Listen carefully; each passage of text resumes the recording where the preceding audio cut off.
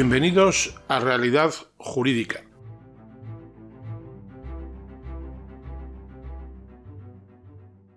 El tema que vamos a tratar en este podcast es un tema que a partir del Real Decreto Ley 8/2019 de 8 de marzo, que entró en vigor el 12 de mayo del 2019, sobre medidas urgentes de protección social y de lucha contra la precariedad laboral en la jornada de trabajo, ha sido controvertido a los efectos de las presuntas demandas judiciales en reclamación de las horas extraordinarias, y por ello vamos a intentar acometer y clarificar cómo influye la llevanza o no de ese registro de jornada en relación con la reclamación de las horas extraordinarias por parte del trabajador. Como todos sabéis, el Estatuto de los Trabajadores en su artículo 35 deja y define claramente lo que son las horas extraordinarias. Y dice concretamente que se considerarán todas aquellas horas de trabajo que se realicen sobre la duración máxima de la jornada ordinaria de trabajo. Es decir, aquellas horas que se hacen por encima de la jornada ordinaria y normal. Todos sabéis que hay jornadas diarias, jornadas semanales, jornadas anuales, pero lo importante es saber el cómputo por encima de la jornada ordinaria de trabajo a los efectos de reclamarlas en vía o en sede judicial. Como decía antes, a partir del 12 de mayo del 2019 ha entrado en vigor, y en concreto a través de la disposición adicional sexta, el Real Decreto Ley 8/2019 de 8 de marzo, y es importante porque en esa disposición adicional se añade un apartado, en concreto el apartado 9 al artículo 34 del Estatuto de los Trabajadores, que obliga a todas las empresas a llevar un efectivo registro de la jornada de trabajo de cada uno de los trabajadores a contrato a tiempo completo. Es decir, cuando hablamos de registro efectivo, es de ser claro, determinado y que debe de constar en el oportuno soporte, y por otra parte, de cada uno de los trabajadores, es decir, todos y cada uno de los trabajadores deberán firmar la entrada y salida para la constancia de ese registro efectivo de la jornada. Así, hemos convalidado, y ha sido convalidado por el Tribunal Superior de Justicia de la Unión Europea, que confirma la necesidad de establecer un mecanismo de control para que se respeten efectivamente lo establecido en la Directiva 2003/88. Habrá que preguntarse qué consecuencia tiene, por tanto, este registro pues ante la norma, ante los juzgados y ante los trabajadores, a los efectos de no caer en ningún grave error. Hay que partir de un criterio jurisprudencial existente hasta esta fecha de mayo del 2019, en el cual la carga de la prueba por parte de los trabajadores a los efectos de reclamar las horas extraordinarias se encontraba en ellos, es decir, en la parte débil de la relación contractual, y los trabajadores tenían bastante difícil la probanza de dicha realización de horas. Hay que recordar, por ejemplo, la sentencia del Tribunal Supremo de 11 de abril de 1993, que estableció y decía que corresponde al demandante la prueba de los elementos constitutivos de lo reclamado, y en materia de horas extraordinarias, la interpretación de la doctrina jurisprudencial ha sido la de siempre, la de requerir una estricta y detallada prueba de la realización de ese número de horas extraordinarias sin que sea suficiente la mera manifestación de haberlas trabajado por parte, en este caso, del trabajador. Es decir, en virtud de la norma y la jurisprudencia se exigía que fuera el trabajador el que probara la existencia y la realización de esas horas extraordinarias. Es aplicando el viejo aforismo probatio qui dicit no qui negat, es decir, deberá probar el que dice que ha realizado las horas extraordinarias, no el que las niega, pues en este caso siempre los empresarios negarán la realización de esas horas extraordinarias. Este criterio quebraba un poco, y decimos un poco, en el sentido de la probanza, pues para los tribunales, en este caso para el Tribunal Supremo, en el caso de la jornada habitual uniforme, le eximía al trabajador probar día a día, hora a hora, la realización de esas horas extraordinarias, siempre que probara una jornada uniforme superior a la jornada ordinaria establecida por convenio colectivo. Así, decía el Tribunal Supremo en su sala cuarta en sentencia de 23 de abril de 1993, y decía: la exigencia de una prueba rigurosa y circunstanciada de las horas extraordinarias cede ante el habitual desarrollo de una jornada uniforme, pues en este caso basta con acreditar tal circunstancia para colegir también la habitualidad de la jornada extraordinaria. dando así la posibilidad, como no podría ser de otra manera, al trabajador, aunque seguía teniendo la carga de la prueba, ya no necesitaba acreditar hora a hora, sino la jornada uniforme que venía prestando.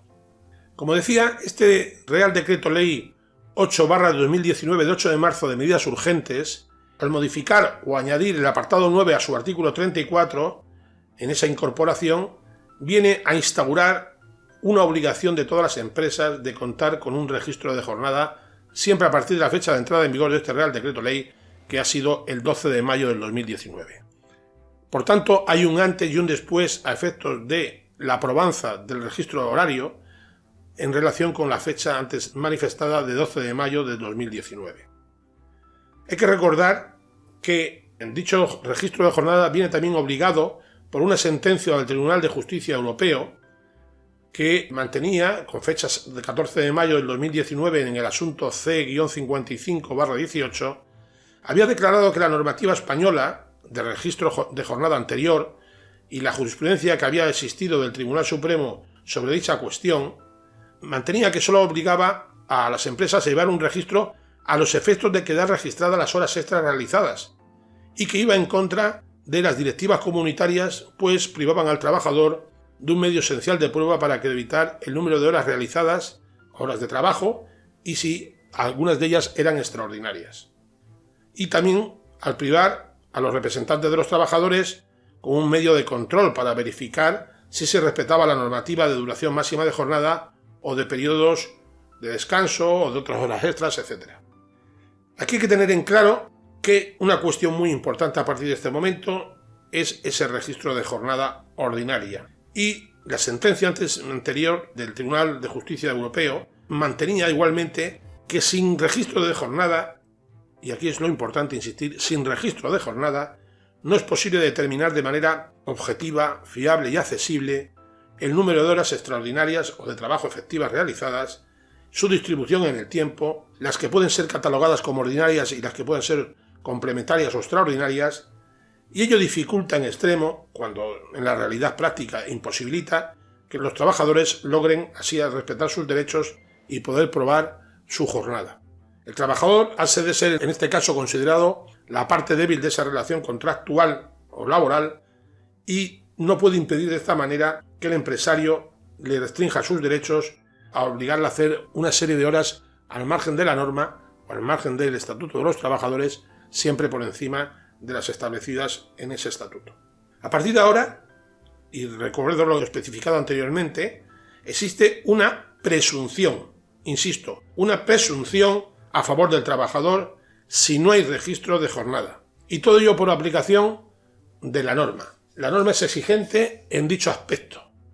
Pues basta que en aplicación del 217.7 de la LEC, es decir, de la Ley de Enjuiciamiento Civil, para que el trabajador, aportando un indicio de prueba de la realización de esas horas extraordinarias,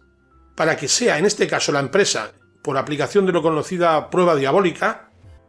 para que sea, insisto, la empresa la que tenga que probar que no se hicieron en todo o en parte esas horas extraordinarias o que las mismas no fueron compensadas con descansos. Hay que dejar en claro, por tanto, que es fundamental dicho criterio a la hora de establecer el 217.7, la carga de la prueba. Hasta ahora, también quiero dejar de manifiesto que el único registro de jornada, como ha dicho el Tribunal Europeo de Justicia, era el que venía exigido por el Estatuto de los Trabajadores en su artículo 35.5 y el único registro que obligaba al Tribunal Supremo en su jurisprudencia a aplicar. Y digo que obligaba porque el Tribunal Supremo en su sentencia de 20 de abril de 2017, en el recurso de casación 116-2016, cuestiona en un procedimiento colectivo la obligación de la empresa de llevar un registro efectivo de la plantilla. Y, de acuerdo con lo establecido en ese artículo 35.5, rechaza cualquier tipo de exigencia y viene a señalar que la obligación del citado artículo 35 va dirigida solo a efecto del cómputo de las horas extraordinarias realizadas, en una interpretación literal que viene siendo confirmada continuamente por la Sala. Hasta ahora la obligatoriedad de los registros, como hemos dicho anteriormente, se debían, en aplicación del Real Decreto Legislativo 2/2015, por el que se aprueba el Estatuto de los Trabajadores, el texto refundido, venía en dos aspectos de la norma. En el artículo 35.5, que establece que a efectos del cómputo de horas extraordinarias la jornada de cada trabajador se registrará día a día y se totalizará en el periodo fijado para el abono de las retribuciones, entregando copia del resumen al trabajador en el recibo correspondiente, es decir, obligaba y venía literalmente expresado en este artículo 35 la obligación de registrar las horas, pero solo las horas extraordinarias,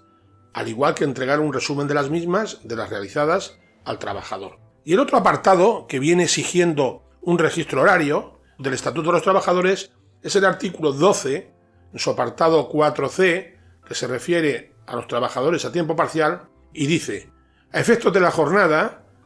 estos efectos, los trabajadores a tiempo parcial se registrará día a día y se totalizará mensualmente, entregando copia al trabajador, junto con el recibo de salarios del resumen de todas las horas realizadas en cada mes, tanto las ordinarias como las extraordinarias. Es decir, de igual manera, aquí lo que hace la norma es obligar a las empresas a entregar, junto con el recibo de salarios, un registro de todas las horas realizadas por el trabajador contratado a tiempo parcial. Pues bien, a partir de este Real Decreto Ley de jornada, todas las personas trabajadoras de una empresa deberán, de una manera efectiva, dejar constancia de su registro de jornada, firmando a la entrada y a la salida. La empresa, de esta manera, ha de garantizar ese registro diario de jornada, deberá incluir el crédito o, en concreto, el inicio y finalización de la jornada de cada trabajador, sin perjuicio de la flexibilidad horaria que pudiera tener. Insisto, se crea una obligación de ese registro que va a producir una presunción de laboralidad de dicho registro con respecto a la jornada de trabajo. Para terminar, quisiera traer a colación, en relación con la omisión de este registro y la presunción de existencia de jornada a tiempo completo, una sentencia del Tribunal Superior de Justicia de Castilla y León, en concreto en el recurso de suplicación 272/2019 de 24 de mayo, y lo que entiende en base a la ausencia de ese registro de jornada en relación con la reclamación de horas extras por parte de un trabajador. Viene a decir en concreto que una injustificada falta de aportación del registro de jornada, o lo que es lo mismo, la ausencia de acreditación de su existencia, es un claro indicio de incumplimiento de las obligaciones que en esta materia corresponde a la empresa, por lo que no puede hacerse recaer sobre la trabajadora la carga de la prueba de acreditar la realización de una jornada a tiempo completo. La omisión del registro genera la presunción de existencia a jornada completo, es decir, siguiendo las reglas de distribución de la carga de la prueba, será la empresa a la que corresponde acreditar una jornada a tiempo parcial y no a la persona trabajadora demostrar que su jornada es a tiempo completo. Lo contrario, dice la sentencia, sería ir en contra de la vinculación que la norma transcrita establece, se refiere en este caso al artículo 12.4c del Estatuto de los Trabajadores, y del efecto presuntivo contemplado en el artículo 385.1 de la Ley de Enjuiciamiento Civil, según la cual las presunciones que la ley establece dispensan de la prueba del hecho presunto a la parte que este hecho favorezca. Supondría además desconocer los efectos propios del criterio de disponibilidad y facilidad probatoria contemplado en el artículo 207.7 de la Ley de Enjuiciamiento Civil, conforme al cual corresponde a la empresa la llevanza de los registros de jornada acreditativos de la realizada y quien puede y debe aportarlos y de ser requeridos, como ocurrió en este caso en la sentencia referida. Si veis, lo que viene a decir la sentencia es que el no llevar los registros correspondientes, aunque esta sentencia se refiere a un contrato a tiempo parcial y que venía desarrollando el trabajador tiempo completo, el hecho de no llevar y no darle al trabajador los registros de jornada estableció esa presunción en base a que la empresa no llevaba dicho registro. Lo mismo, y en ese mismo sentido, se podría aplicar, y para los abogados poder demandar en sus escritos, que el hecho de que la empresa no lleve el registro de jornada, en este caso en relación con las jornadas ordinarias y también en relación con las jornadas extraordinarias, conllevaría esa presunción de la veracidad de los hechos planteada por el trabajador y con la carga de la prueba transportada por el 217 de la ley a la empresa. Y la empresa, como es obvio, sin ello le sería de difícil probanza y por tanto se encontraría, entendemos, con una sentencia condenatoria al pago de dichas horas extras. Por tanto, resumiendo, tener en cuenta que el registro de jornada ordinaria va a ser una pieza capital a la hora de demandar